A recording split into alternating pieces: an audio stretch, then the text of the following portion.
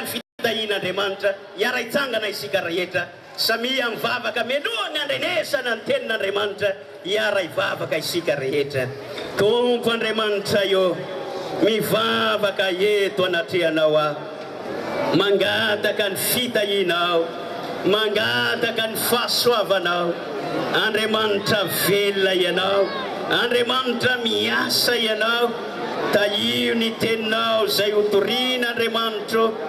Ianao no anao zava-dehibe, zava-magaga, aneo ny voninahitry ny anaranao, hiasany ianao ka tsy verimaina ny teninao, ary ny asany diavolo rehetra mangalatra ny tenin'Andriamanitra dia ravana amin'ny anaran'i Jesosy.